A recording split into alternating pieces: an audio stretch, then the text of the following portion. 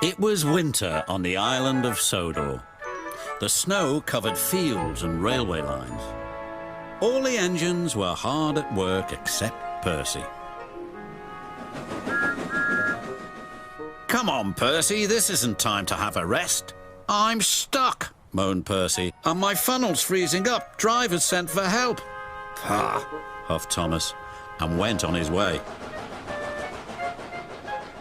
Later, Thomas had to help clear snow by a tunnel, but it was too deep and he got stuck. Thomas was very cross. "Snow is nothing but trouble," he moaned. Rusty was close by. "Driver says that this winter is just about as bad as the worst winter of all." "How worst?" asked Thomas. "I'll tell you," replied Rusty, and the little engine did. Skarloey was working the line to the Slate Mountains. When the snow came, it was difficult to work. They used the snow as a double buffer zone to help stop trucks skidding through to the ravine. One day, Skarloey set off to the mines with some empty trucks.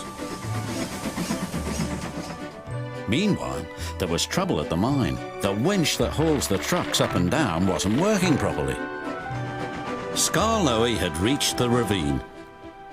High above him were the mine yards. "That snow looks dangerous," said his driver. "The sound of your engine and the trucks could cause an avalanche. I'll set off an emergency cap and see what happens." Skarloey watched as his driver prepared it. Then they ran over the cap. The bang echoed round the gorge. Nothing happened. "Good," said his driver. "All's well, we'll have a cup of cocoa and then make our way." But high above them, all was not well. A long line of full trucks was about to be winched down the slope. They had just started their journey when some empty trucks became derailed. The winch groaned. "Break it! Snap it!" shouted the trucks. And they did. "On! Faster, faster!" they giggled. "The snowbank and buffers will stop 'em," said a workman. But he was wrong. The trucks plunged into the ravine.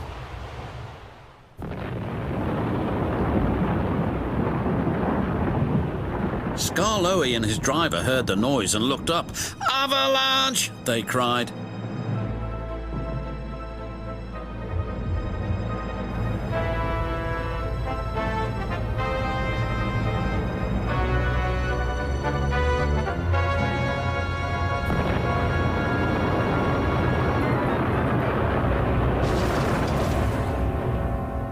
When the snow plume cleared, there was no sign of Skarloey. He was buried deep inside the high drift blocking the ravine. And then came the funny part. "What's the funny part about an avalanche?" asked Thomas. "Well..." No one knew that the heat from Skarloey's engine had helped to make an igloo. "It's a snowball. It's a snow house. It's an engine." They cleared away the ice only to find Skarloey's driver and fireman drinking cocoa as if nothing had happened. Luckily for them, but it just goes to show you can't trust trucks. "Or snow," said Rusty. The men had just cleared the snow away from him when Gordon puffed by with his machine. "Hey, look out, there's snow about," laughed Gordon. He stopped by the tunnel and wheeshed loudly. Then it happened.